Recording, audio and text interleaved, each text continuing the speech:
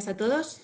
Muchas gracias por la asistencia. Estamos muy contentos de la acogida y el interés que ha causado este documento y que se demuestra con la participación en este webinar. Ayer por la tarde éramos 300 personas apuntadas, así que muchas gracias. Son varias las instituciones que nos han apoyado a lo largo de estos años a hacer más sólido el documento que hoy les presentamos y que hoy han querido acompañarnos. Muchas gracias por su participación y por sus contribuciones, especialmente a ESA, DGAC, INECO e INTA. Igualmente es de agradecer la dedicación de las empresas del Comité de Aviación de la Comisión Aeronáutica de TEDAE.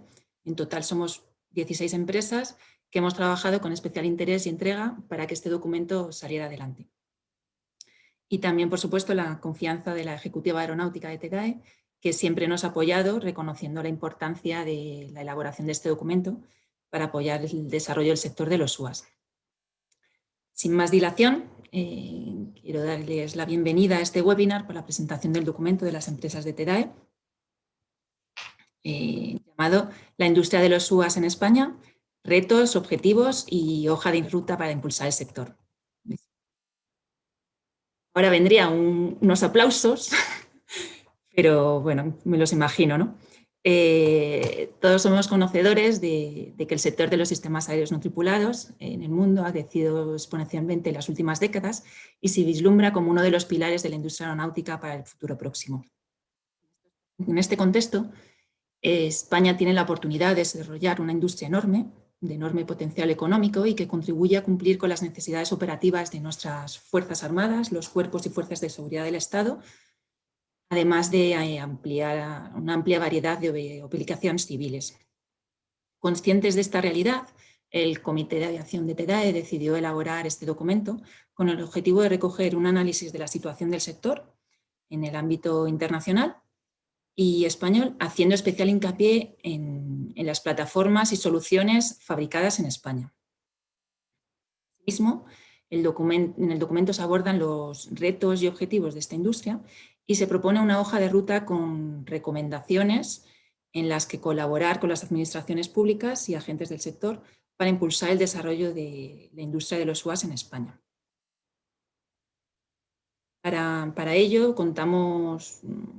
vamos a hacer un coloquio sobre el futuro del sector en el que vamos a contar con representantes de algunas de las empresas que componen el Comité de Aviación de TEDAE. Si os parece, voy a hacer una breve reseña biográfica de cada uno de los ponentes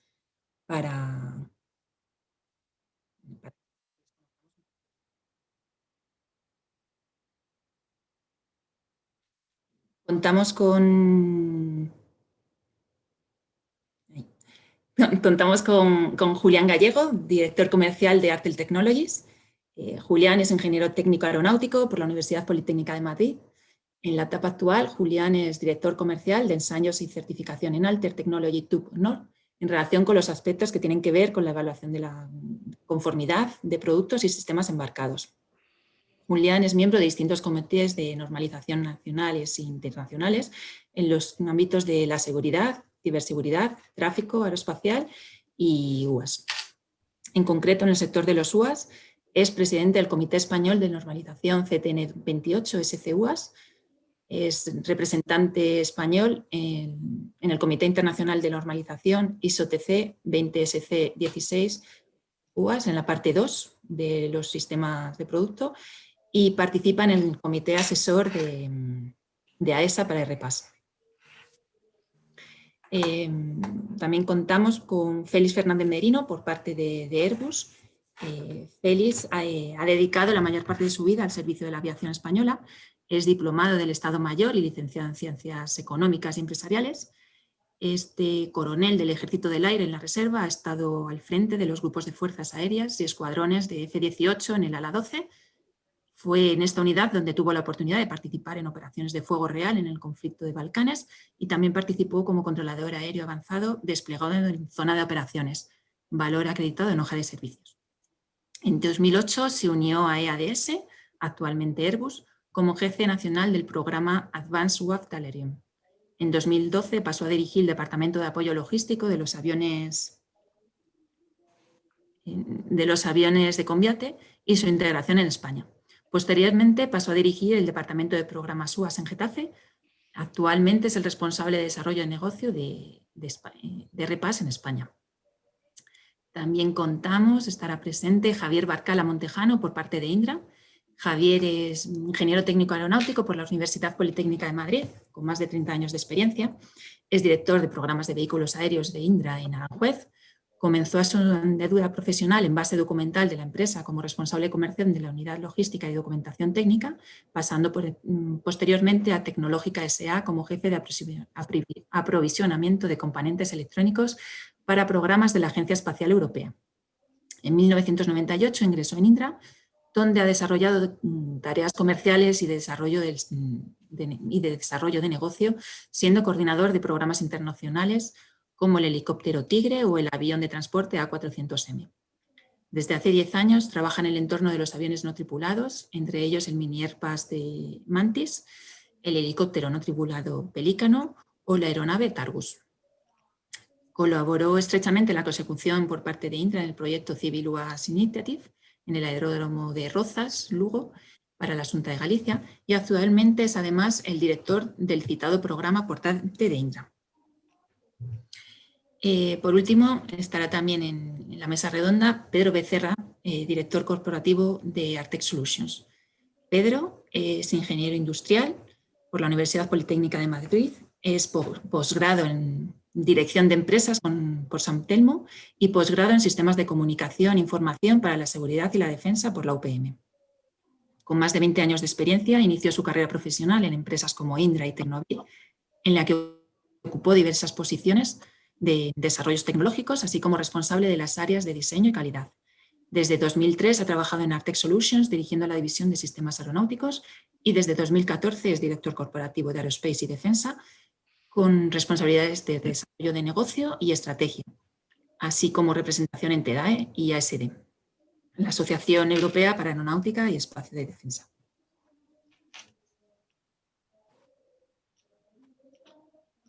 Después de esta breve reseña biográfica, pues vamos a comenzar con el coloquio. También así hemos dado tiempo a todos aquellos que hayan llegado un poquito más tarde y comenzamos con el coloquio. El documento de la industria de los UAS en España comienza con un estudio del mercado tanto a nivel mundial como en Europa y por supuesto en España. Y se demuestra pues, el crecimiento exponencial que existe en los últimos años y que asegura que el mercado de los UAS está en auge. Pero existen grandes retos que debemos afrontar en España.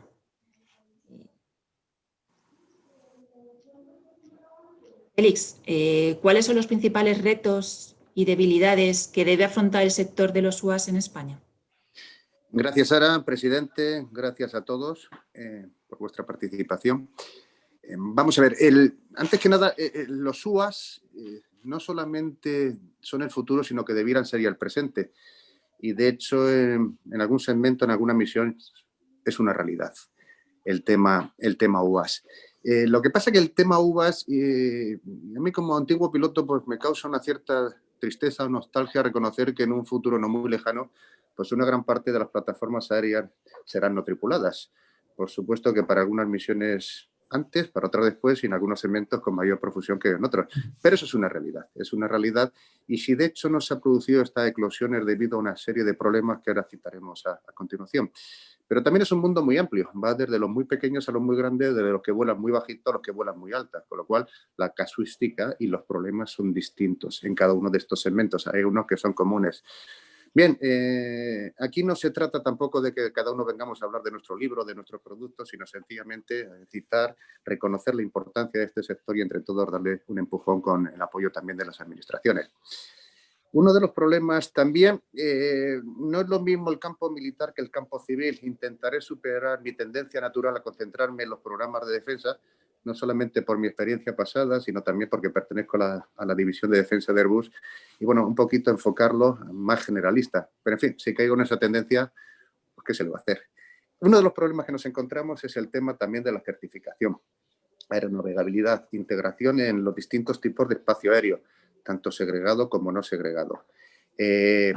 Aquí la casuística es distinta, de nuevo, para las aeronaves civiles que para las militares. En las civiles Nos encontramos con distintas categorías, la categoría abierta, la específica y aquella certificada, basado también que se apoyan en distintas regulaciones, también en función un poquito de lo que es el peso, si es de ala fija o a la rotatoria, y nos encontramos con distintas regulaciones. Por ejemplo, aquellas de una cierta entidad para la fija, la CS 23 o 25, o algunas específicas para lo que es el tema del motor o la hélice. En el campo militar, la tendencia, lo que se toma como referencia son los distintos STANAG o TAN, Standard Agreement, dependiendo también si es de ala fija, a la rotatoria y en función un poquito del peso. Bueno, lo cierto y verdad que regulaciones se puede decir que existen, pero lo cierto y verdad que no hay plataformas, sobre todo de una cierta entidad, que a fecha de hoy estén certificadas para integrarse en distintos tipos de espacio aéreo. Esa es una realidad, esa es una realidad. Y debemos progresar en ello, si no, sobre todo en el campo comercial, no se producirá la eclosión de este sector. Es una realidad que, bueno, sería fruto también de un análisis tremendamente profundo en un grupo de trabajo, desde luego, como ya existen con las distintas autoridades, pero eso se produce de hecho. Sí que existen permisos para volar, un permit to flight, un certificado provisional o experimental, pero lo cierto y verdad que certificados como tal es difícil, por no decir imposible, o por lo menos a mí ahora mismo no se me viene a la cabeza ninguna plataforma que tenga el certificado. Otro problema que tenemos importante es, y tampoco es lo mismo en el campo militar que en el campo civil, es una industria tremendamente fragmentada. En el campo de la defensa, para sistemas de una cierta integridad, es imposible acometerlos de manera nacional por las extraordinarias inversiones que supone. Debes hacerlo también en cooperación con otros países europeos. En cualquier caso, si no existiera una industria de defensa europea, se podría haber dicho también lo que es la propia defensa europea. Lo cual no quiere decir que no se pueda hacer compatible con un cierto grado de autonomía nacional. Es decir, al final también hay que aprovechar no solamente lo que es una iniciativa europea, que es fundamental, sino también salvaguardar lo que es la autonomía de nuestras industrias. Pero cuando hablamos de industrias fragmentadas, decimos también que, por ejemplo, pues en el campo civil existen infinidad de pequeñas y medianas empresas haciendo distintos tipos de aparatos. Y no solamente infinidad de empresas, sino que muchas de ellas hacen, todos y cada una de ellas hacen lo mismo. Es decir, en vez de haber conseguido economías de escala, aunar esfuerzos. No voy a citar el nombre de ningún programa porque no se trata de ello, pero bueno, por ejemplo, hay un programa que ojalá salga en el corto plazo, en el cual es un claro ejemplo de cómo una empresa tractora es capaz de compilar el esfuerzo también de todas las demás empresas nacionales aquí para efectivamente conseguir un retorno industrial que no solamente es por una cuestión puramente económica, sino mirando el futuro y de manera totalmente estratégica, es decir, cómo desarrollamos tecnologías que nos permitan estar ahí de cara a lo que sería el campo del futuro. Vuelvo a insistir en que una gran parte de las plataformas aéreas en el futuro serán no tripuladas. Más problemas que nos podemos encontrar, por ejemplo, fundamentalmente en el campo de la defensa, una falta de requisitos comunes, es decir, cada distinto usuario cliente pide unos requisitos que son parecidos, pero no son los mismos y posiblemente eso no favorece tampoco las economías de escala, hace también que se incrementen los gastos tanto en diseño y desarrollo como en producción, como lo que es en el ciclo de vida. Es decir, muy posiblemente lo que hay que buscar no son soluciones únicas para cada uno de los problemas, sino una solución común para todos y cada uno de ellos. Es una solución común. Más problemas que nos podemos encontrar también, problemas indudablemente técnicos. Por ejemplo, en el tema de las comunicaciones, el espectro electromagnético está totalmente saturado. Tenemos que encontrar también frecuencias tremendamente seguras para lo que es el mando y control de la aeronave, así como ancho de banda suficiente para lo que es la transmisión a través de los data link, de los datos adquiridos por el sistema de emisión. Más problemas también, cómo van a convivir en un futuro no muy lejano plataformas tripuladas y plataformas no tripuladas. Se puede hacer las plataformas no tripuladas, se pueden volar de manera autónoma, bien controladas a través de una estación en tierra, bien controladas por otra aeronave, bien como un Loyal Wingman, bien en swarming, etcétera, etcétera, etcétera. Pero indudablemente se deben ver también los protocolos para que en ese espacio aéreo convivan plataformas tripuladas con plataformas no tripuladas, que tiene mucho que ver también con otro de los retos a los que nos enfrentamos, es la interoperabilidad. Es decir, cómo se integran estas plataformas no tripuladas dentro de los distintos sistemas de mando y control y de los distintos componentes del mismo. Más problemas que nos podemos encontrar. Bueno, creo que básicamente, también podríamos citar una falta en relación con aquellos no requisitos, falta de requisitos comunes, también la falta de una agencia centralizada también de adquisiciones que sea capaz efectivamente de ganar los esfuerzos de todas y cada una de las empresas, buscando economías, escalas, estableciendo también unos requisitos comunes, lo cual reduciría los costes y favorecería también, digamos, la profusión de este tipo de empresas. Por citar solamente algunos de los retos a los que nos enfrentamos y que, por supuesto, pues todas y cada una de las empresas, todos en el sector, en los distintos sectores, pues están buscando soluciones, cómo dar respuesta a todos y cada uno de estos retos, solamente por mencionar algunas. No quisiera comerme más tiempo, por lo cual le cedo la palabra a cualquiera de los otros colegas de las distintas empresas. Hola, buenos días, Félix. ¿Qué tal? ¿Cómo estás? Soy Javier Barcala. Gracias, Javier. En primer lugar, gracias, Sara, gracias a TEDAE por darnos esta oportunidad a todas las empresas a nivel nacional, tanto llamémosle las más grandes como las más pequeñas.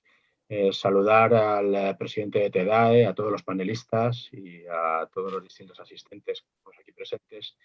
Y antes de nada, me gustaría pues hacer un pequeño recuerdo a todos los que en su momento generamos aquel documento en la plataforma espacial hace años, que realmente gracias a aquel pozo que dejamos en su momento entre todas las industrias, todas las empresas españolas, que conseguimos aunar esfuerzos para sacar aquel documento. Y gracias a TEDAE ahora se ha reeditado un documento pues, con todas estas ideas que se han vertido y que ahora mismo, Félix, pues estabas realmente comentando y que estabas de alguna manera poniendo encima de la mesa, ¿no? O sea, yo corroboro la mayor parte de las cosas que comentas. Yo creo que realmente la problemática que tenemos a día de hoy es bastante compleja en cuanto a todos los principales retos y debilidades que tenemos que afrontar. Pero es cierto que quizás a mí me gustaría profundizar en algo que creo que es realmente importante, y es que el poder llevar esto a término y el poder hacer que todo el mundo de los UAS en los próximos años sea ya una realidad más profunda, ¿no? Y que todos los temas relativos a temas de normativas, procedimientos, autorizaciones y demás sea un hecho. Realmente yo abogaría por una cooperación realmente importante entre todas las distintas empresas que constituimos y que de alguna manera hemos intentado preparar este documento, más todas las que no han estado presentes y que lógicamente conforman un tejido industrial nacional realmente importante, el que de alguna manera todas estas empresas, entidades y todos los organismos alrededor, dentro de este sector, que se fomentara de alguna manera la participación en todos los distintos proyectos, no solo nacionales, que de por sí ya estamos todos muy involucrados, sino como todos los internacionales, ¿no? Todos los programas europeos.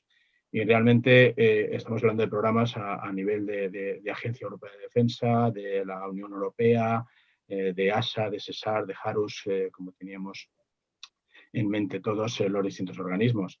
Yo creo que realmente la cooperación entre todas las distintas empresas es algo fundamental para poder llevar a término el cubrir todos estos retos y debilidades que pudiéramos tener, llamémosle, a nivel nacional. Y realmente el hecho de empresas, llamémosle, más grandes, como podemos ser nosotros o como algunos de los que estamos presentes en esta presentación, fomentar participación de las distintas pymes, que realmente muchas de ellas ya son colaboradores nuestras, ya están trabajando con nosotros en grandes proyectos y que en muchos casos pues a lo mejor no tienen, llamémosle así, una posibilidad de acceder a determinados trabajos, determinados proyectos o determinados foros, y que de alguna manera el poder todos compartir toda esta información y trabajo pues podrán hacer que a nivel nacional podamos tener, llamémosle, una gran competitividad. Yo creo, y además lo digo sinceramente, a nivel nacional tenemos una gran cantidad de empresas de todo ámbito, grandes y pequeñas, que realmente están colaborando y que están trabajando en muchos distintos proyectos, pero es algo que bueno, desde TEDAE sé que se fomenta de una manera clara, y además no es que se fomente de una manera clara, es que no hay más mejor ejemplo que este documento que estamos de alguna manera presentando hoy entre todos nosotros de una manera totalmente colaborativa, y sobre todo volver a agradecer esa labor que ha hecho TEDAE para poder aunarnos una vez más, para poder preparar y presentar un gran documento que espero que de alguna manera sea un documento que dentro de algunos años pues podamos reeditarlo, ¿no? Esto es una cosa que yo creo que hay que hacer de una manera cíclica cada cierto tiempo. Y de hecho, bueno, yo tengo el orgullo de haber participado tanto en el que se preparó en su momento para la PAE como en este último. Quizá participé más en el primero, por aquello de que estaba involucrado un poquito más. En este último también he prestado mi participación y desde luego el mayor de los apoyos a documentos e iniciativas como estas. Muchas gracias.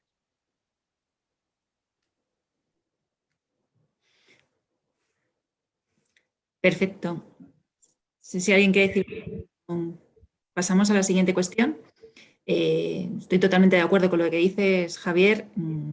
Yo también participé en el primer documento y bueno, aquí hemos intentado protegernos y a ver cómo estamos dentro de 5 o 6 años para realizar el siguiente, ¿no? Lo mismo ya ha despuntado del todo el desarrollo del sector. Seguro que sí.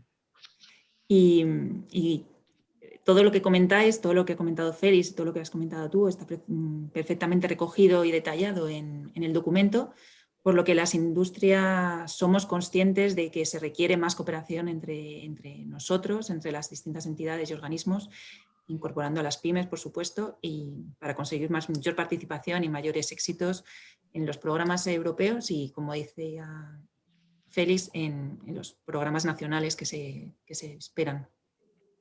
De lo que no hay duda es que la próspera evolución del sector requiere también de un desarrollo simultáneo de la normativa para no dificultar el progreso que va haciendo la industria.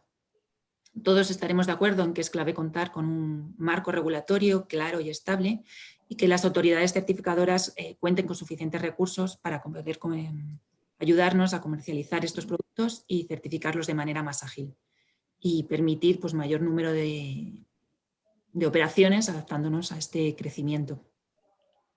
Actualmente las regulaciones existentes están evolucionando de manera continua y se está elaborando un nuevo reglamento que previsiblemente entrará en vigor en enero de 2021, ya mismo. Julián, ¿qué supone la implantación del marco normativo actual del sector de los UAS en España? Buenos días, Sara. Buenos días, presidente, y buenos días a todos los que estáis congregados en este webinar, en el que, como han dicho los compañeros anteriormente, tratamos de trasladar al sector cuál será el futuro de los RPAs y hacia dónde debemos ir potenciando nuestras fortalezas y acometiendo nuestras debilidades y atendiendo a lo que tú muy bien dices, que es la regulación. En el aspecto regulatorio, a mí me gustaría comentar que podemos encontrarnos 4 ámbitos. Uno está el que ha comentado Félix, el de la defensa. De la defensa, pues todos sabemos que en el ámbito de la defensa se lleva trabajando con UAS, con drones desde hace mucho tiempo. Está muy regulado, están las STANAF, están pues, los ámbitos de espacio aéreo segregado y ahí tienen un trabajo que llevan ejerciendo desde hace mucho tiempo, tanto desde la DGAN como en el INTA, trabajando para los UAS relacionados con la defensa.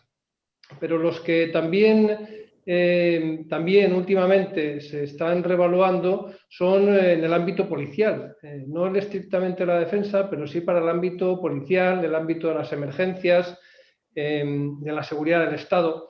Aquí no hay un marco claro porque para otros dispositivos que utilizan el ámbito policial, por ejemplo, la directiva radio está exenta para estos cuerpos de seguridad del Estado o cuerpos de emergencia.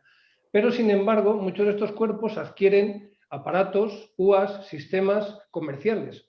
Y a eso sí les afecta cuando un fabricante quiere poner en el mercado un dispositivo que sea de doble uso, policial o comercial, sí le afecta también la regulación. Y deberían tener presentes y en cuenta esa regulación, esos aspectos regulatorios del ámbito comercial.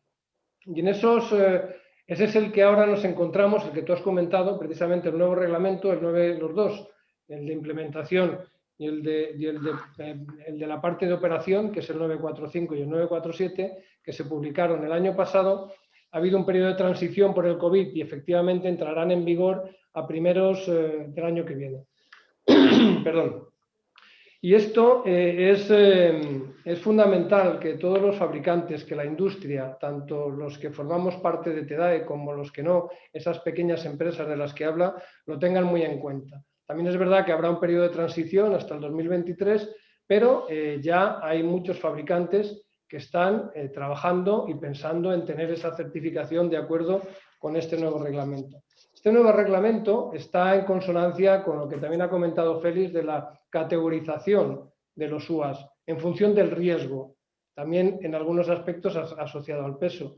Pero está la categoría abierta y la categoría específica, que es en la que se prevén donde más tipo de dispositivos habrá en el mercado y habrá en operación. Y para la categoría abierta y la categoría específica hay también la obligación de conformar el marcado CE, de evaluar lo que es la clase, las distintas clases que en él se reflejan, desde en la categoría abierta la 0 a la 4 y en la categoría específica la 5 y la 6 para escenarios operacionales determinados, que son los que además AESA ha sacado para comentarios recientemente dentro de la comisión de UAS para poder transponer la normativa EASA. Esta normativa EASA, también está el Real Decreto próximamente desde AESA, pues será traspuesto, de forma que será obligatorio el que se cumplan con esos requisitos en estas categorías. En estas categorías, además, se están desarrollando en los comités de normalización las normas que habrá que verificar el cumplimiento de los requisitos del equipo, requisitos del sistema, requisitos de la identificación remota, requisitos del geoawareness, que será fundamental, y requisitos de la iluminación. Esos son normas que serán armonizadas y que los fabricantes deberán conocer para desarrollar sus dispositivos, sus sistemas, para que luego, cuando se evalúe la conformidad de acuerdo con esos requisitos, puedan estar en el mercado y puedan ponerse en el mercado. Es muy importante el cumplimiento de la directiva radio. Hace un par de años, desde la Unión Europea, dijeron a los organismos de inspección de esta directiva que hicieran una inspección de mercado. El 95% de los dispositivos inspeccionados no cumplían con alguno de los requisitos de esta directiva. Es fundamental conocer esa directiva porque es más que probable que cuando entre en vigor el año que viene, estas inspecciones de mercado de los organismos de las distintas direcciones generales de telecomunicación de los distintos países de la Unión Europea vuelvan a hacer otra inspección de mercado para ver el cumplimiento de esos requisitos. Y hay un aspecto que también ha comentado antes Félix, es el del espectro radioeléctrico. Es importante que las empresas participen en los ámbitos donde se puede colaborar para mejorar ese aspecto y que las empresas puedan desarrollar sus dispositivos para que puedan ser operativos en determinados entornos donde ahora mismo pues a lo mejor sería más complicado si se cumple y que debería cumplirse estrictamente estos aspectos. O sea, es fundamental para los fabricantes el que conozcan estas normas, el que conozcan estos reglamentos para poder desarrollar, para poder diseñar y empezar desde el inicio con que los equipos cumplan con estos requisitos, porque si no, cuando luego se vaya a hacer la evaluación de conformidad, si no se cumple, es muy difícil echar marcha atrás. Y eso lo conocen muy bien en el ámbito de la defensa cuando se hace el proceso de certificación. Entonces, para estos aspectos comerciales, que también relacionado con la parte policial y de emergencias, porque van a ser sistemas compartidos que los fabricantes tengan en cuenta todos estos aspectos que a partir del año que viene entran en vigor.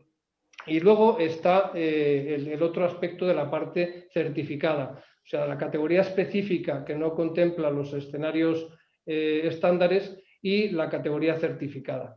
Aquí todavía queda mucho por hacer. Hay proyectos para ver cómo es esa categoría certificada. No puede ser una categoría certificada similar a la de las aeronaves tripuladas, porque estaríamos trabajando en contra del sector. Hay que desarrollar otro modelo de certificación que pueda ser asumible, pero que también garantice la seguridad de lo que vamos a poner en el aire. No estamos hablando de aeronaves, y eso hay que garantizar esa seguridad dentro del espacio aéreo, la seguridad de las personas y la seguridad del entorno aéreo también. Eso es fundamental. Y ahí se está trabajando en lo que es el término del U-Space, es decir, el poder compartir ese espacio aéreo a baja cota entre aeronaves pilotadas remotamente, aeronaves autónomas. Estamos hablando del ámbito de los aerotaxis, estamos hablando del ámbito de la entrega de paquetería en la última milla,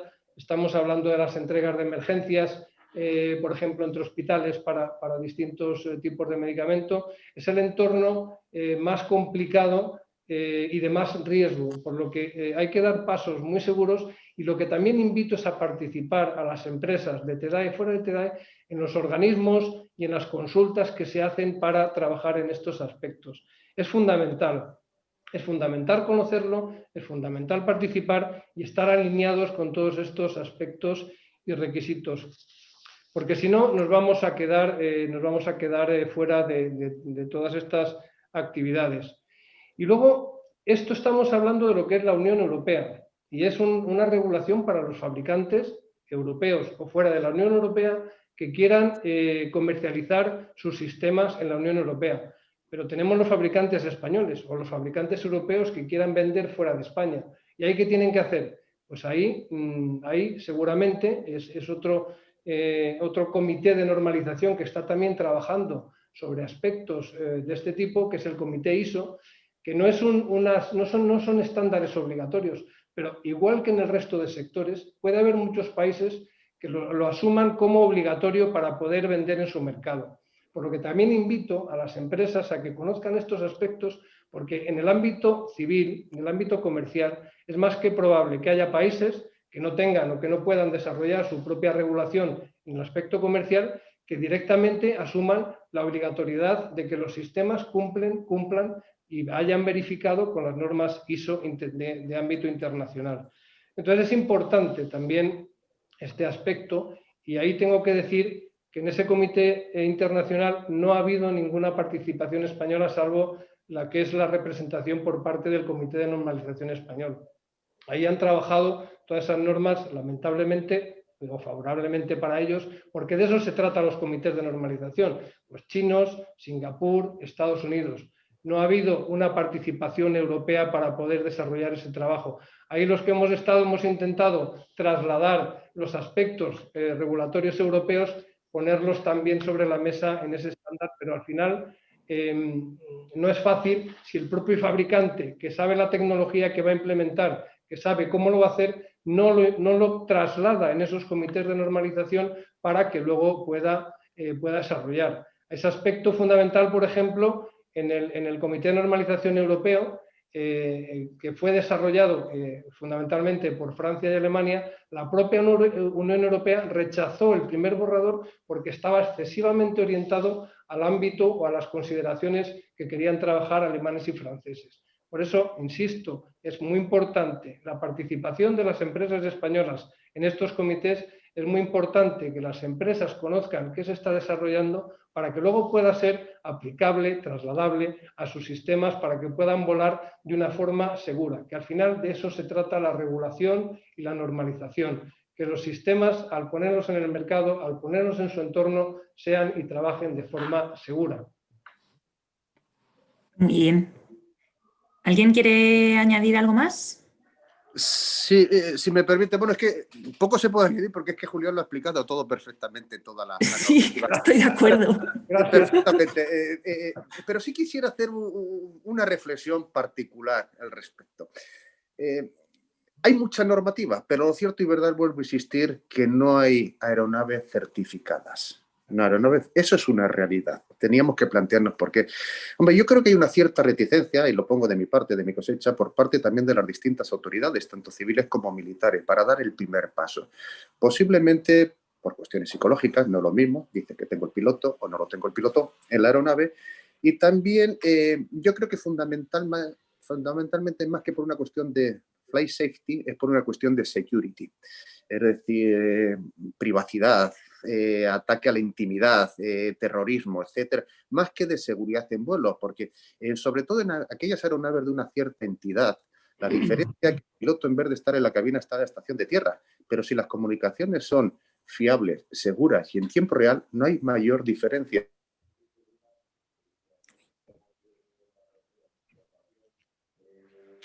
Como ocurre también exactamente en una aeronave tripulada. El motor se puede parar, como ocurre en una aeronave tripulada, pero no hay mayores diferencias. Entonces, con el tema, por ejemplo, del flight safety, para aquellas aeronaves de una cierta entidad y para que puedan integrarse en el espacio aéreo no segregado, se le pone como requerimiento el tener un sense and avoid. Claro, es que en el avión va el piloto que va mirando, pero cuando el piloto va metido en IFR, en condiciones instrumentales dentro de las nubes, tampoco ve absolutamente nada. Tampoco ve absolutamente nada. Y se cuenta con los mismos instrumentos, se cuenta también con el TICAS 2, se cuenta también con el IFF en modo sierra. Es decir, que efectivamente yo creo que influye ahora mismo a fecha de hoy también una cierta reticencia por cuestiones psicológicas y por cuestiones porque todavía no tenemos claro cómo solventar el tema de la security, de la seguridad. Ataque a la privacidad, ataque a la intimidad, ataque de terroristas. Curiosamente, hay menos restricciones en ese aspecto, en la categoría Open, incluso, digamos, en la categoría específica, para aquellas aeronaves de menor entidad, de menor peso, que para aquellas de mayor peso, que indudablemente les resultaría mucho más difícil volar de manera descontrolada. Gracias. Desde luego que el aspecto del security es fundamental, tanto en el caso de que pueda ser hackeado o llameado un sistema, y para eso también existen esas evaluaciones de conformidad y existe esa verificación de los aspectos relacionados con la ciberseguridad. Y bueno, y también se están trabajando en los aspectos del awareness para que un sistema no pueda salir de determinado ámbito de operación que tenga aceptado o predeterminado, ¿no? Y efectivamente lo que tú dices es cierto, hay que trabajar en el ámbito de la certificación para la categoría certificada para que pueda ser viable para la industria y para que pueda ser trasladable y mantener esos requisitos de safety y de security. Estoy totalmente de acuerdo.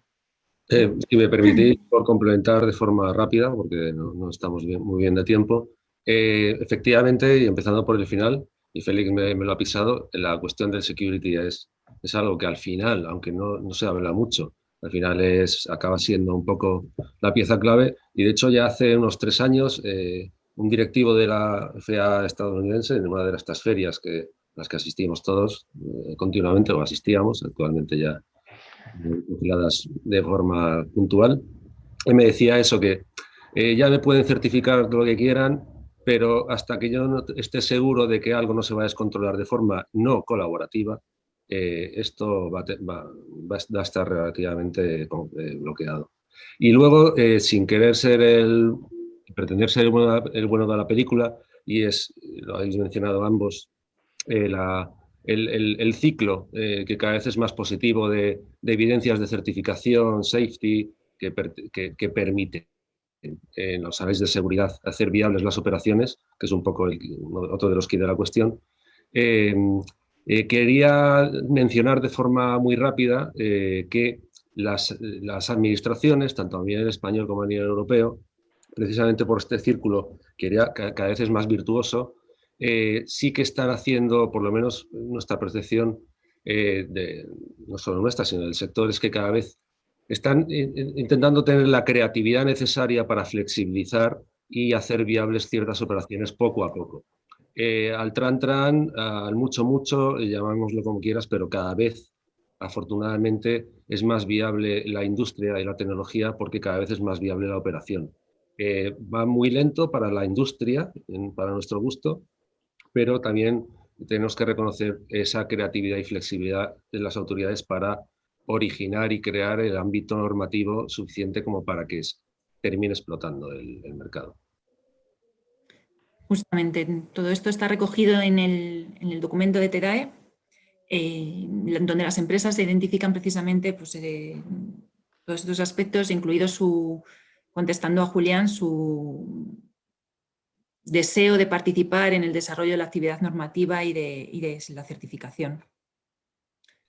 De hecho, en el comité hemos estado trabajando estrechamente con ellos y participando, pues, teniendo reuniones con las instituciones y participando en la comisión asesora de AESA para desarrollo de esta nueva regulación.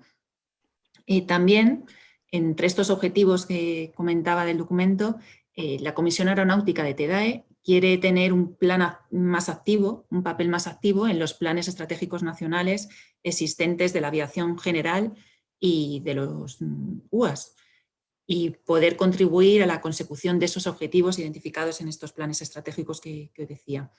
De hecho, nuestra intención es que estos objetivos que están recogidos en el documento, pues nos gustaría que se consideraran como un complemento a las líneas contenidas en los planes estratégicos.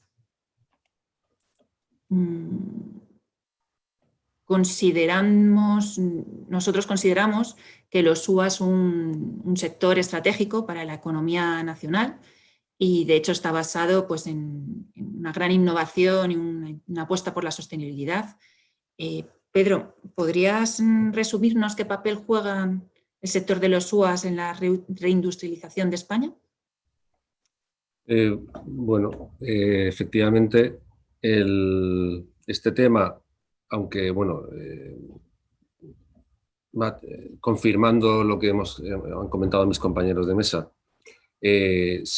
aquí no se trata de tener cada uno hablar de nuestro libro, sino de hablar del sector, y estamos presentando el documento creado por TEDAE en el comité, en la comisión, en el que en este documento de alguna forma se abordan todos los temas de capacidades, mercado, fortalezas, debilidades, etcétera, etcétera, incluso retos del futuro y oportunidades muchas veces, y sin ánimo de hacer un resumen, pero intentar desarrollarlo relativamente rápido por el tiempo que nos ocupa. Este tema, como los otros anteriores, requeriría de un webinar solo específicamente para cada uno de ellos, pero como estamos presentando el documento, pues vamos a intentar resumirlo y sobre todo verter en opinión de la industria algunas opiniones o cuestiones a ir resolviendo.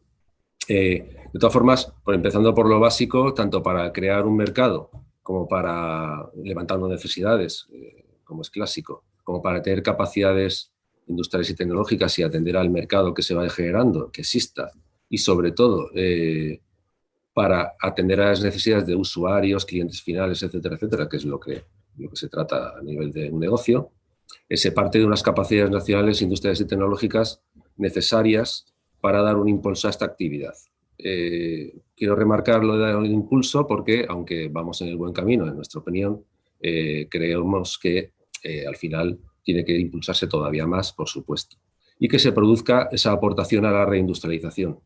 ¿Por qué? Porque ahora resumiremos, hay muchas actividades y muy buenas de desarrollos tecnológicos, de creación de soluciones operativas, etcétera, etcétera, pero hay que hacer más si es posible porque a la hora de industrialización se trata de fabricación en serie, en masa, depende del segmento, y eso es algo que aún no se está dando de forma intensa precisamente por el mercado actual. El mercado actual,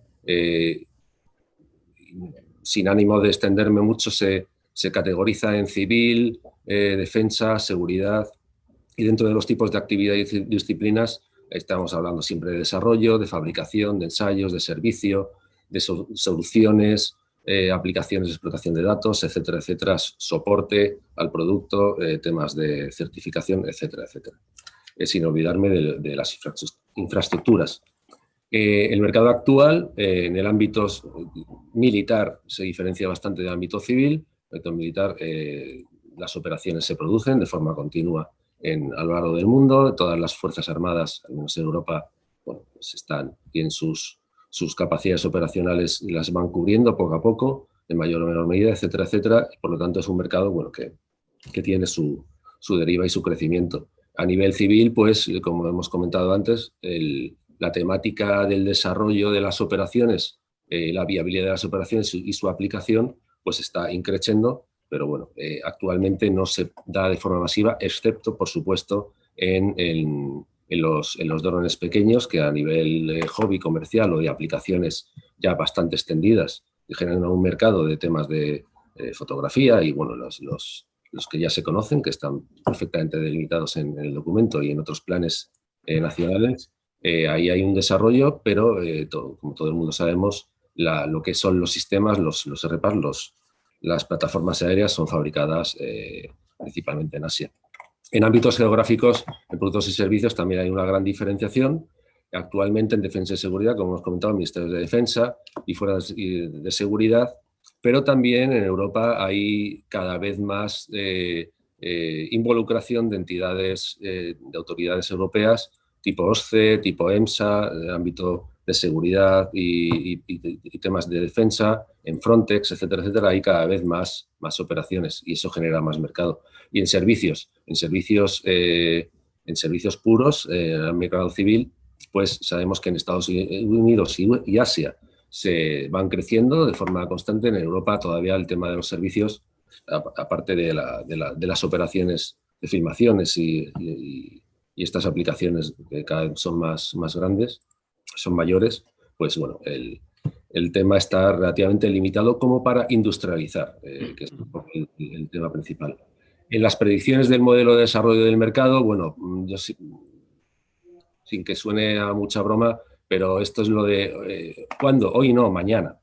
Todos hemos visto en los últimos 10 años, 15, las predicciones de crecimiento exponencial del mercado. Desde el año 2008 se ven viendo, afortunadamente cada vez se ven más cercanas y las predicciones dan que el crecimiento hasta el 2030-35, vamos a ir a un horizonte mucho más lejano, son bastante exponenciales.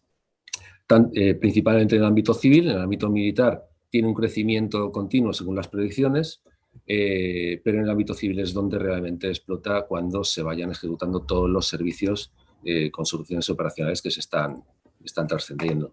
Por supuesto, el porcentaje de plataformas RPAS, de UAS versus el porcentaje de plataformas tripuladas en el mercado mundial va subiendo hasta un 5% aproximadamente en la década de los 30, que es bastante, sobre todo porque también, según se prevé, eliminando el efecto coyuntural de la crisis actual, que ha reducido bastante la proyección de ventas, el número de aviones tripulados crecerá bastante exponencialmente, entonces el porcentaje no cambiará significativamente hasta el 2050 o más. Eso son según las predicciones. En este ámbito, las fortalezas que tiene la industria española sobre las que se basa esta proyección de industrialización, pues todas las conocemos, tanto en el ámbito, en los segmentos altos, repas estratégicos, minimales, tácticos a la fija y rotatoria, pues en España hay una capacidad y una proyección industrial interesante. Está más en el ámbito militar y eso lleva su crecimiento bastante sostenido. En el segmento ligero y muy ligero, pues bastantes desarrollos operativos y muchos desarrollos de aplicaciones, sobre todo civiles. Y aquí se van dando grandes saltos a la hora de utilización de RPAs, de fabricación nacional o no, sensores e inteligencia, mucha inteligencia, incluso aplicando mucho machine learning en el desarrollo de soluciones operativas. Y sin olvidarnos de las infraestructuras específicas de operación, que en España pues estamos bastante avanzados. Muy rápido también, ¿qué se debe hacer a partir de aquí para tener una industrialización, para aportar a la reindustrialización? Pues, por supuesto, en defensa, en los programas internacionales y nacionales, seguir como hasta ahora, porque la industria española está muy involucrada, tiene programas propios españoles y está muy involucrada en los programas internacionales. A nivel de, no se ha comentado antes, pero la gran explosión del mercado viene también del segmento U-Space, de tema de ATM, no solo U-Space, en el ámbito César, para las plataformas que no utilicen el U-Space, que es segmento bajo de altura, integración en el espacio aéreo, por lo tanto, y la aportación del Urban Air Mobility o la movilidad urbana aérea, que no es urbana solo, sino interurbana, y que eso pues también pita, entre comillas, como una de las líneas de crecimiento bastante fundamentales. Puesto que el sector de los UAS tiene un mercado mundial, como resumido, los productos, permitir tener más productos nacionales y tecnologías nacionales y soluciones nacionales, pues fortalecerá el tejido productivo para cuando vaya explotando, que está empezando a tener una industrialización lo más masiva posible. Los escenarios actuales sobrevenidos, hablando del COVID en concreto, y de la consabida acción de la Unión Europea en el Fondo de Recuperación, pero no solo eso, sino en los mecanismos de los fondos de desarrollo regional en Europa y de los programas internacionales, pues esto es una coyuntura en la que nos consta que hay un montón de proyectos tractores nacionales e internacionales que pretenden explotar de forma masiva esta industrialización, porque los fondos de recuperación, entre otras cosas, versan principalmente en unos de los puntos principales en industrialización. Aquí decir que seguridad, movilidad, digitalización, bajas emisiones y defensa también son los aspectos claves de estos tipos de fondos. No solo los de recuperación, sino los estructurales de Comisión Europea y de Desarrollo Regional. Y por terminar, las administraciones cada vez están más involucradas con la industria en la proyección y activación de mecanismos de ayudas, colaboración, financiaciones, I+D, etcétera, etcétera. Estamos hablando de compras públicas innovadoras, el plan de fomento, los programas CEDETI, los programas coincidentes en temas de defensa y programas más estatales. Sí. No sé si alguien más quiere decir algo, alguien de la mesa quiere... Yo quería trasladar una inquietud, y es que es cierto, además Pedro lo ha reflejado muy bien, todo el aspecto de la industrialización. Cuando hablamos de las grandes empresas como las que formamos parte de TEDAE, en ese sentido, y además por su trayectoria militar y también por su trayectoria en el ámbito de la aviación tripulada, tienen esos parámetros muy claros. Pero hay muchas, y en el caso de España, muchas pequeñas empresas que están trabajando en estos aspectos por el posible mercado, y seguro que habrá mucho mercado en el futuro, pero que son, como digo yo ahora, artesanales. Son ámbitos poco industrializados. Y para ser competitivos tenemos que ser capaces a industrializar esos aspectos. Yo no sé si al final todas sobrevivirán o no. Algunas se han ido cayendo por el camino, yo creo que todos las conocemos, porque no ha habido posibilidad de comercializar esos sistemas en el corto plazo, pero sí que deberíamos fijarnos en cómo esas pequeñas empresas que ahora son casi artesanales a la hora de diseñar y desarrollar un sistema, puedan industrializar esos sistemas y puedan salir al mercado en los ámbitos comerciales de los que estamos hablando, no solo para España, Europa o el resto del mundo. Entonces, ese aspecto de la industrialización de las pequeñas empresas es, yo creo que también fundamental y un reto de cara al futuro. Sí. Hay un aspecto, solo por mencionarlo, en el tema de los sensores, que son fundamentales para las aplicaciones y mercado comercial, en el que se identifica como una especie de debilidad en el mercado español y es una de las grandes oportunidades, que es precisamente lo que permitirá el explotar la parte de servicios que se prevé que sea el 70% del mercado mundial. Justamente, dadas las buenas perspectivas del mercado mundial, desarrollo del sector y apostar por una I+D sólida, pues permitirá tener esos productos nacionales y fortalecer el tejido industrial nacional. Y sin olvidarnos de generar empleos de calidad, o sea, con elevadas exportaciones. Pero como todos sabemos, es necesario que para la consolidación de este sector se establezcan modelos de apoyo que sean sostenibles en el tiempo y que permitan el desarrollo de plataformas, subsistemas, componentes y soluciones nacionales que den respuesta a las necesidades de los usuarios finales y de las administraciones públicas. Estas instituciones, estas administraciones, como decíais, vienen constatando la utilidad de estos sistemas RPAS, estos sistemas SUAS, y se están empezando a dotar de los medios necesarios cada vez más, ¿no? O sea, no solo para la I+D, sino también para la digitalización, como decía Julián. Pero esta situación dista mucho de la de otros países de nuestro entorno. Javier, ¿qué modelos e iniciativas de apoyo al sector resultan más atractivas a las empresas de TEDAE? ¿Qué papel pueden desempeñar las administraciones? La verdad, gracias, Sara. La verdad es que por parte de todos y cada uno de los distintos panelistas que hemos estado hablando durante este tiempo, ya hemos ido citando muchas esas posibles, llamémosle, iniciativas atractivas, ¿no?, para el sector. Yo pienso que todos estamos de acuerdo en que para que todo esto avance de una manera mucho más rápida, el papel de la administración central es totalmente necesario, pero podemos decir que realmente ese apoyo de la administración y ese papel de la administración ya se está dando y ya se está llevando a cabo. Solo por citar una serie de modelos o una serie de posibles proyectos a futuro o de iniciativas, yo consideraría, por ejemplo, fundamental en el ámbito militar, en este caso, todo lo que ha sido la iniciativa por parte del Ministerio de Defensa, por parte de la DGAM, del programa Rapaz, ¿no? El programa Rapaz, que ha involucrado a, yo creo que la inmensa mayoría de las empresas españolas que tenían algo que decir en el sector de los vehículos no tripulados de las, llamémosle, categorías más pequeñas o inferiores, ¿no?, en cuanto a tamaños y alcances.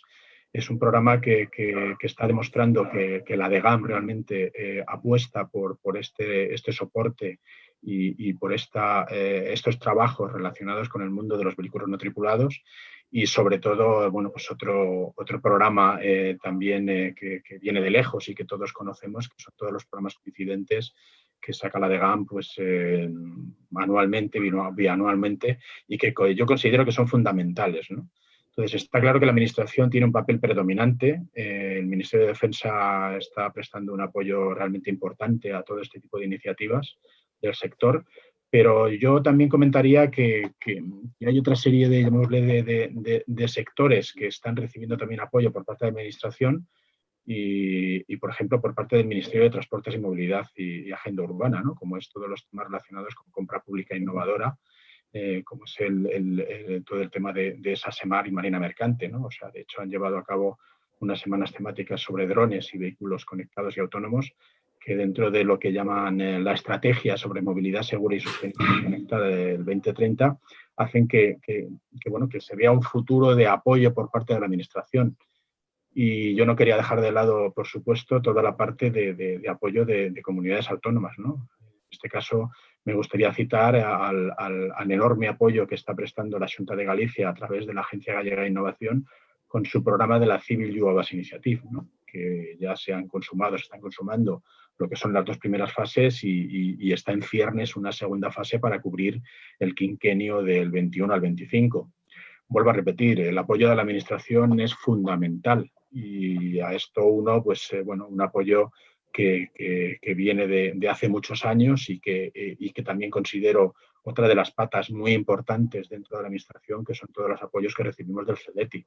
Todos los programas del FEDETI, todos los apoyos del FIDETI, tanto a nivel nacional como a nivel internacional, todos los distintos proyectos que se han ido lanzando y programas e iniciativas durante los últimos decenios, por no decir más tiempo, yo creo que es algo, vuelvo a repetir, fundamental.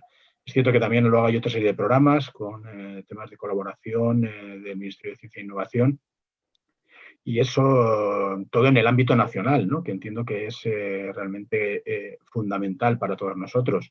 Pero yo no quiero tampoco dejar de lado toda la intervención de la industria española en todos los programas internacionales de la Unión Europea, de los H2020, del futuro Horizon Europe, de todos los temas relacionados con SESAR, con la Agencia Espacial Europea.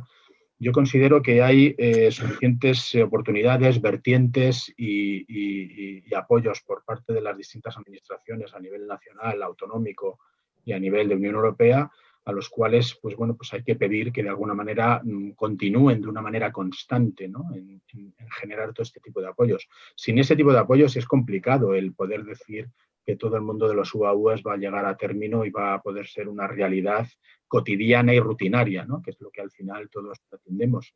Y yo, por otra parte, pues también querría decir que hay algo fundamental también, y es todo lo que es el seguimiento y actualización continua de los distintos planes directores y planes estratégicos que se han generado por las distintas administraciones y los distintos organismos relacionados con el mundo de la aeronáutica y más concretamente con el mundo de los vehículos no tripulados, ¿no?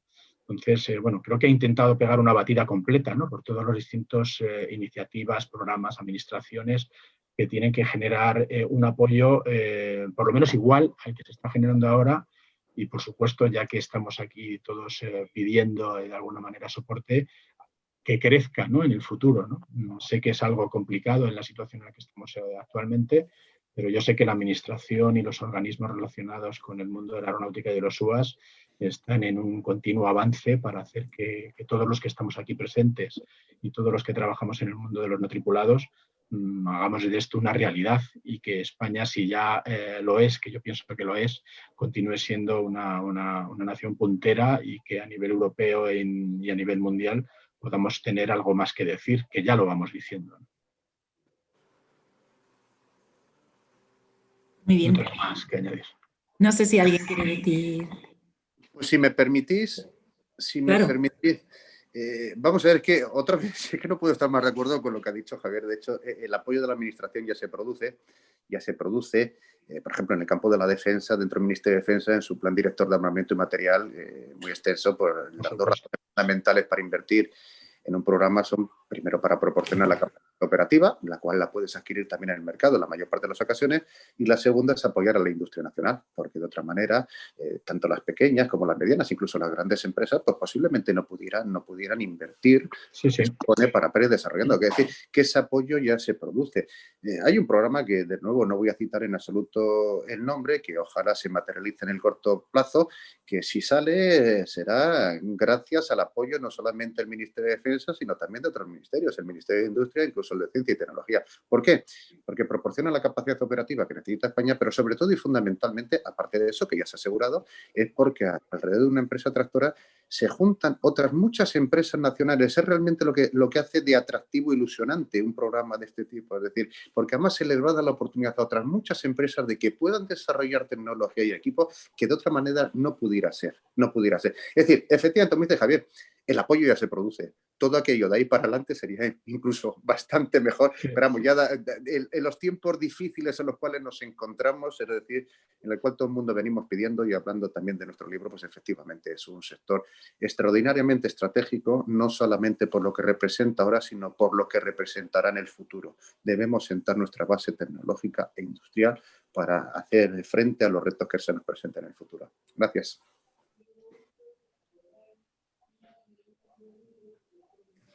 Pedro, Félix, Julián, unas últimas palabras antes de...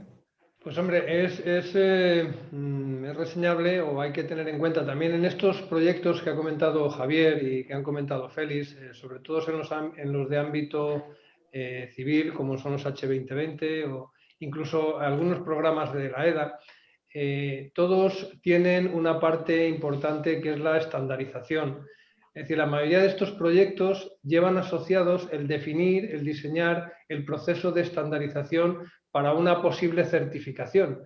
Cuando hablamos de proyectos de I+D, pues en función del TRL, pues es una mayor o menor aproximación a la puesta en el mercado. Cuanto mayor sea la puesta de aproximación al mercado, pues mayor es el TRL, estamos hablando de 8 o 9, y ahí se tienen que definir ya ámbitos de estandarización, normalización e incluso esquemas de certificación. Por lo que es importante también, cuando se participa en este tipo de proyectos que ha comentado Javier, tener en cuenta esos aspectos que desde la Unión Europea se tienen muy en cuenta y se valoran fuertemente cuando se verifican estos tipos de proyectos a la hora de adjudicarlos, ¿no? Y ese es otro aspecto importante dentro de lo que estamos hablando y que hemos comentado en la anterior pregunta de la normalización y de la estandarización. Por mi parte, pues confirmar y recalcar lo comentado sobre todo por Félix y Javier con respecto a los programas de defensa.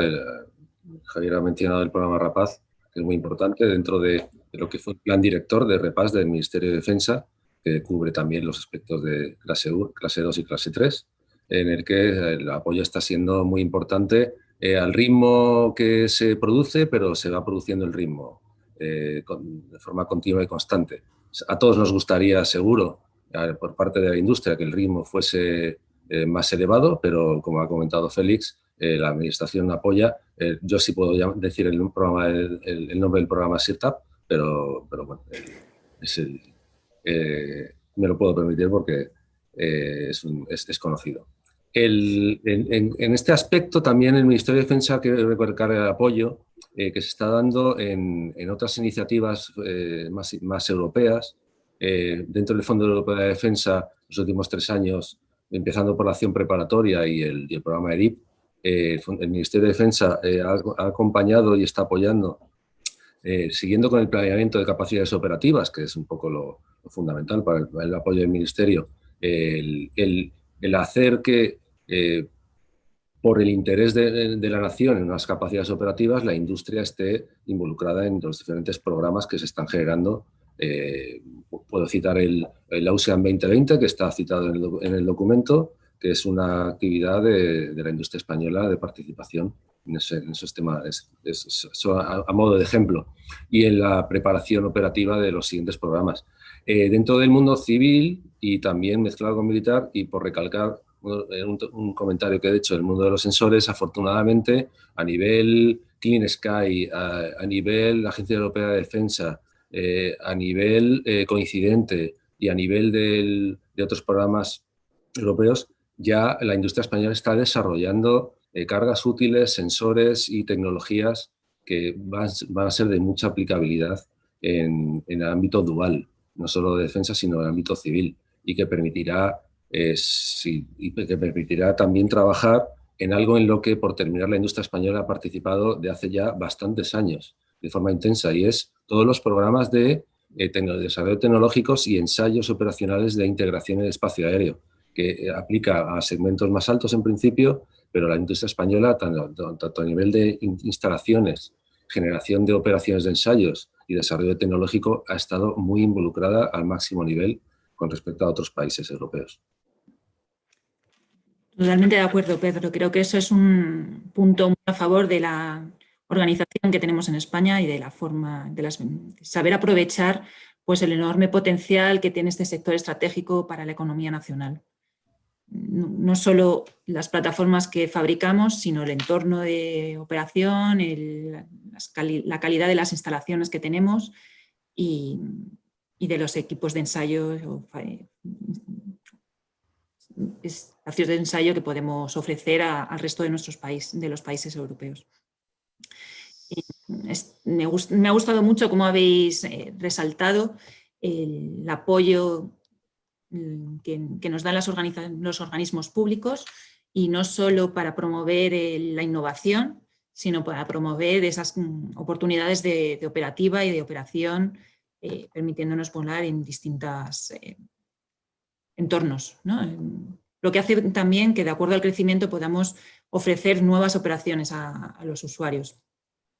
No queremos entrar en el detalle de las tecnologías de los retos tecnológicos que se afrontan, pero sí que decir que la Plataforma Aeroespacial Española ha desarrollado un documento que se presentará en las próximas semanas, que recoge estas prioridades de I+D en UAS, y a partir de las necesidades identificadas en este documento de TEDAE, bueno, pues la Plataforma Aeroespacial Española se puso a trabajar en desarrollar ese documento, y donde se describen todas estas tecnologías I+D, y se entra en el detalle de qué necesidades o dónde se podrían destinar esos medios financieros de investigación.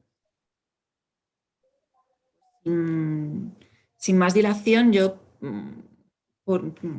procedería al cierre de la clausura. Espero que hayan disfrutado de este coloquio de 1 hora con los ponentes, unos ponentes muy expertos en el sector. Muchas gracias a todos estos ponentes, Pedro, Félix, Julián y Javier. Creo que es muy difícil hacer un encuentro virtual y que sea ameno e interesante, pero creo que todos hemos aprendido un poquito más, y por mi parte ha sido un gusto escucharles. La pena del encuentro virtual es que, aparte de muchas otras cosas, pues no hay oportunidad de hacer preguntas, ni de compartir experiencias con los asistentes. Pero muchas gracias por la asistencia. Estamos dispuestos a contestar cualquier pregunta, duda, sugerencia que surja. Pueden escribir un mail a TEDAE y les contestaremos. Decirles que el documento será enviado este lunes a todas las personas que se hayan registrado, en el webinar y si no, también estará disponible en la web de TEDAE o, como digo, en el correo de TEDAE. Muchas gracias a los ponentes, muchas gracias a los asistentes, muchas gracias a las empresas del Comité de Aviación de TEDAE, muchas gracias a la ejecutiva y a la Comisión Aeronáutica de TEDAE y muchas gracias a TEDAE, en concreto a Loreto Encina, a David Hernández y a Enrique Rivero, que sin ellos, todos trabajadores de TEDAE a lo largo de estos años, sin ellos habría sido imposible llevar a cabo este documento y ponernos en orden a la industria, que aunque tenemos las ideas muy claras, pero nos cuesta plasmarlas. Muchas gracias y procedo a presentar a los ponentes de la clausura. Contaremos con la presencia de Elsa Solera, responsable del área de sistemas de aeronaves no tripuladas del INTA. Contaremos también con Juan José Sola, jefe de división de sistemas de aeronaves no tripuladas de AESA, y con nuestro presidente de TEDAE, Ricardo Martí Flusa. Muchas gracias.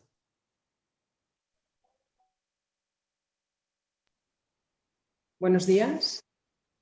¿Ya me escucháis? Es que no me veo en la pantalla. Sí, bueno, pues, escuchamos sí. bien. Muchas gracias. Soy Elsa Solera, responsable del área de aeronavegabilidad de aeronaves no tripuladas en el INTA. No voy a extenderme mucho, que nos han solicitado que seamos breves. En primer lugar, agradeceros la invitación. Siempre es interesante poder participar en estos foros porque permite conocer de primera mano las necesidades y las inquietudes de los verdaderos protagonistas que sois vosotros, las industrias que formáis parte de TEDAE y que hacéis realidad el contenido de este documento que ahora presentáis. También agradecer, por supuesto, al Comité de Aviación de la Comisión de Aeronáutica de TEDAE la elaboración del texto que refleja adecuadamente la situación actual del sector y, por supuesto, a todos los ponentes que han hecho una foto de la situación actual. Pero para la clausura me gustaría focalizar en 3 aspectos que habéis identificado perfectamente en vuestro documento. El primero de ellos, el crecimiento exponencial del sector. Desde luego en INTA podemos corroborarlo. Ya sabéis que INTA es responsable de la certificación de los grandes programas internacionales militares, en particular del futuro sistema aéreo no tripulado europeo, por supuesto, que será, yo creo que Félix hacía referencia constantemente a él, que desde luego será un programa tractor en este sector de la aviación. Pero no solamente los grandes programas militares, también os habéis referido a otros en el ámbito del programa RAPAC.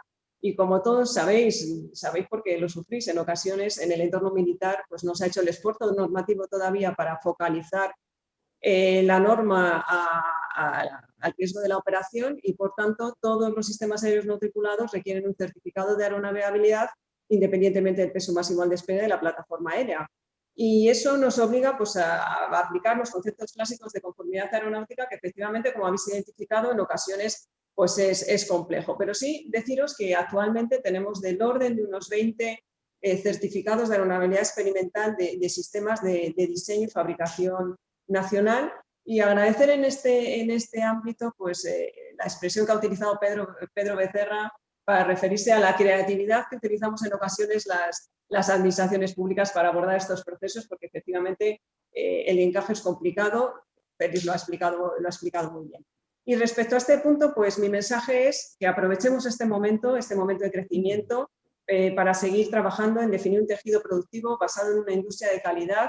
Me uno, por supuesto, a lo que ha dicho Julián. Tenemos empresas, lo vemos aquí todos los días, que son realmente artesanales. Tenemos el reto de poderlas integrar y de convertirlas realmente en industrias competitivas y que puedan estar en el sector de la aviación no tripulada. El segundo aspecto que me gustaría destacar para esta clausura es la frase que más me ha gustado de vuestro documento, y es la capacidad técnica de la industria nacional para cubrir la totalidad de las disciplinas necesarias para llevar a cabo un proyecto completo. Puesto que es así, que lo comparto sinceramente, lo veo todos los días, creo que es especialmente relevante lo que ya habéis identificado vosotros en las conclusiones. Creo que tenemos que trabajar coordinados conjuntamente y así conseguiremos posicionar a nuestro país como un referente en este sector de la aviación.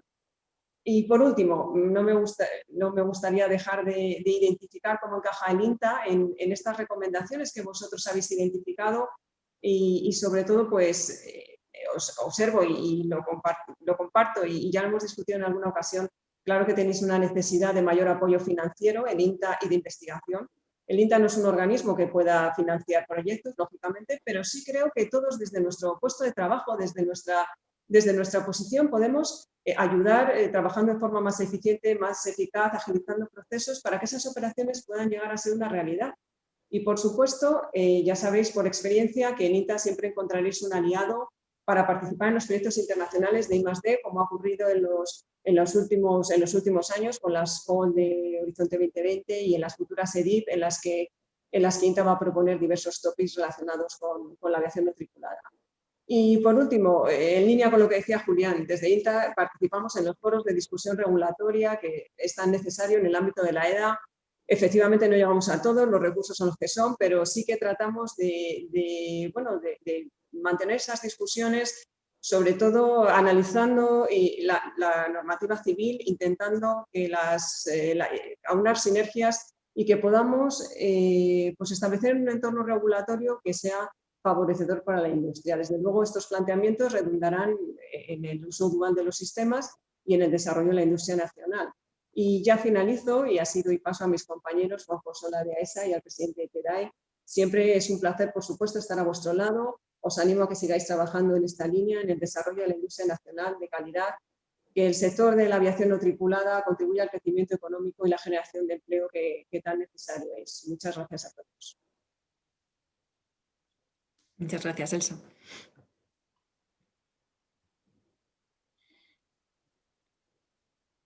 Buenos días, creo que me toca a mí ahora. Bueno, en primer lugar, agradecer a TEDAE, por supuesto, que nos haya invitado a ESA. Y es un placer estar en estos foros y también escuchar a los panelistas, que por supuesto muchos de ellos hemos coincidido en otras ocasiones y creo que han hecho, como ha indicado Elsa, una fotografía bastante buena y bastante realista de la situación actual del sector. Simplemente transmitir 4 ideas muy rápidas desde el punto de vista civil y como Autoridad Nacional de Aviación Civil.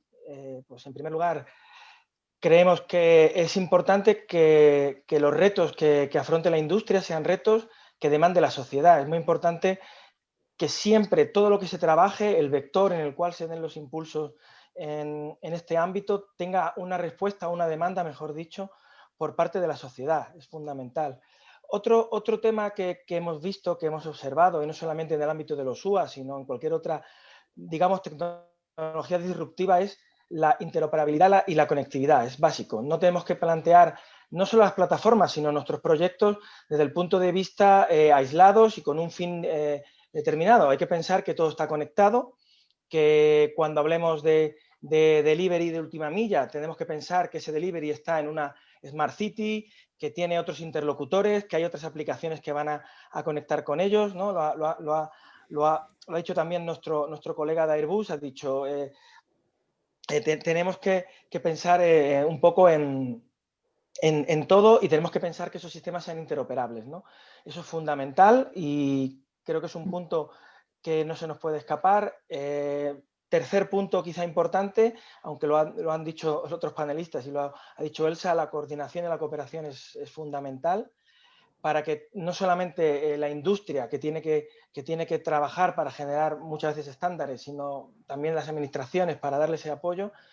Tenemos que trabajar para intentar que cuando se realicen proyectos haya un fin último. Es decir, en el ámbito civil, por lo menos, lo que observamos es que los grandes proyectos están ahora en fase todavía de prototipo experimental. Hablamos mucho de proyectos de vuelos experimentales, de pruebas.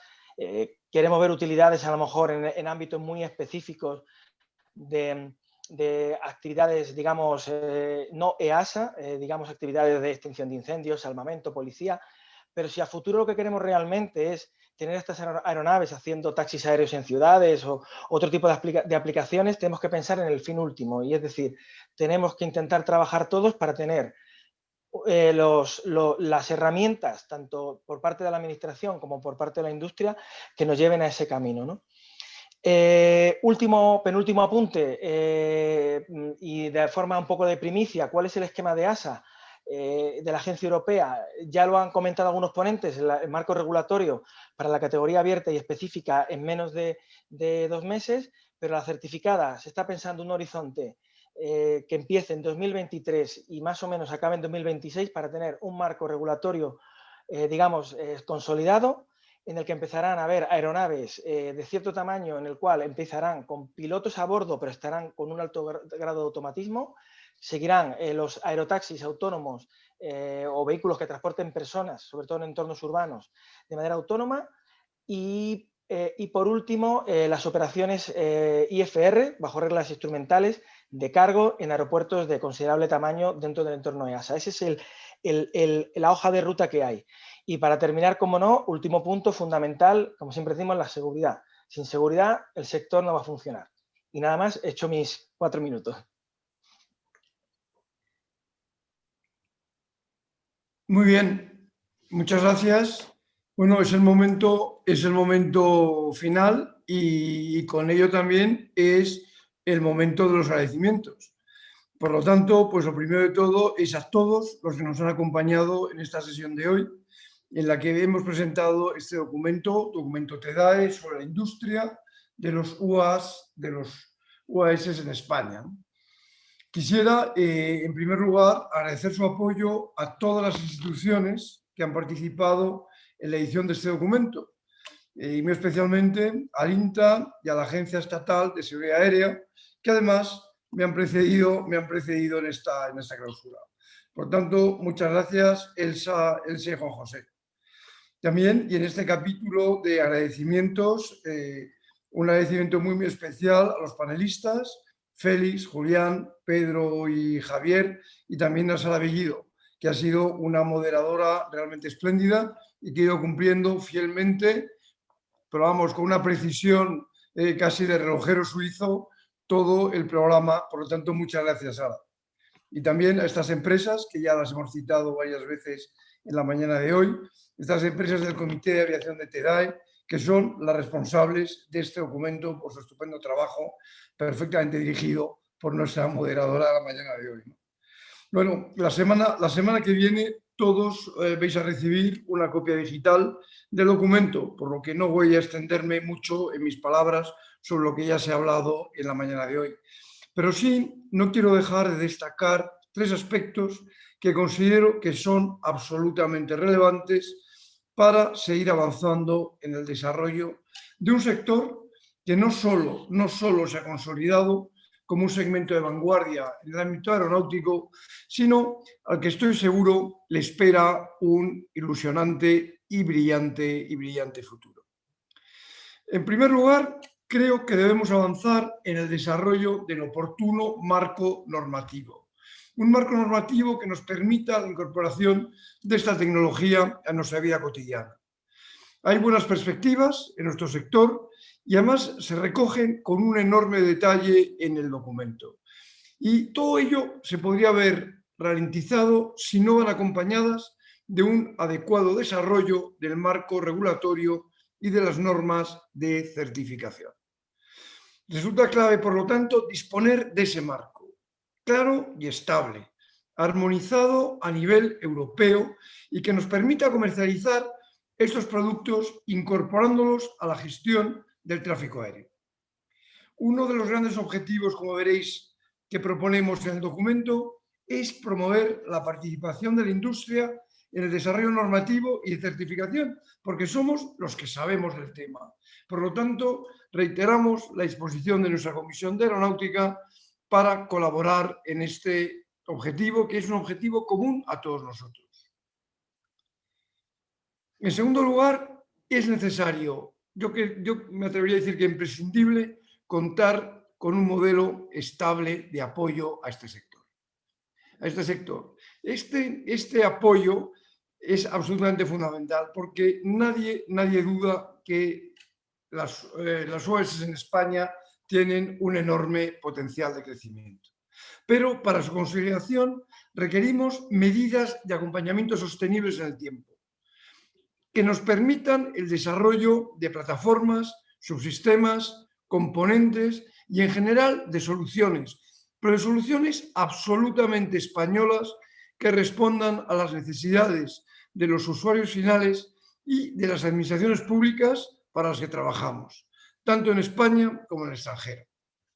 España, estaréis de acuerdo conmigo, no puede quedarse atrás en esa carrera internacional y debemos incorporarnos con ambiciosas políticas de apoyo, como lo están haciendo los países con los que colaboramos, pero con los que también competimos.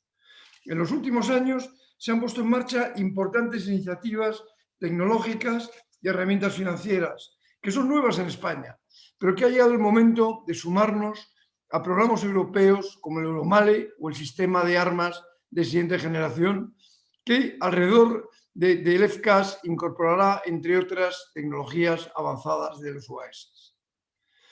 Y junto a estos programas, otros como el español SIRTAP. El español SIRTAP es en este momento absolutamente fundamental para que pueda involucrar a una gran diversidad de empresas en un proyecto transversal en su desarrollo y al mismo tiempo generar una elevada tasa de empleo en muchas regiones españolas.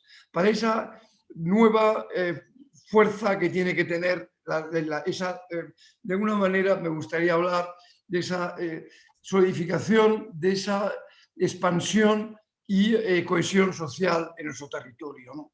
Que también tiene que ser una parte, ¿por qué no?, de nuestra estrategia aeronáutica. Y por último, debemos aprovechar la oportunidad que el sector aeronáutico y el de UAS en particular representa para la reindustrialización de España, con esa cohesión social a la que me acabo de referir.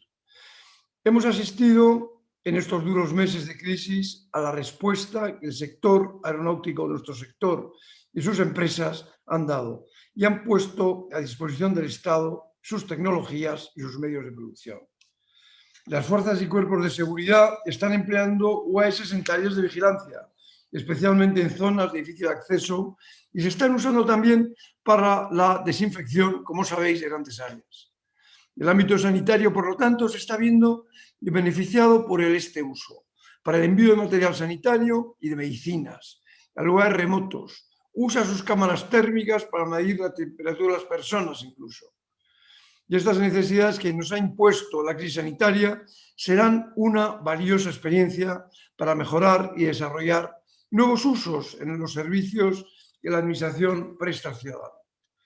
Por todo ello, la apuesta decidida en sectores estratégicos, como el de nuestros UAS que hemos hablado esta mañana, cobra una mayor importancia en el contexto posterior a la crisis, en el que se plantea un modelo de recuperación económica basado en la innovación y en la sostenibilidad. Los próximos meses sean duros, sean muy duros, y a eso ayudará a tener proyectos transversales como el de los UAS. Por lo tanto, este sector, nuestro sector aeronáutico, muy especialmente el de los UAS, son un buen ejemplo de actividad con una sólida apuesta por la innovación, con elevadas tasas de exportación y generadores de empleo de calidad, lo que puede constituir uno de los pilares fundamentales para la recuperación de la economía española. La crisis pasará, estamos seguros todos de todo ello, pero sectores como los nuestros deben estar preparados para volver a ganar el futuro.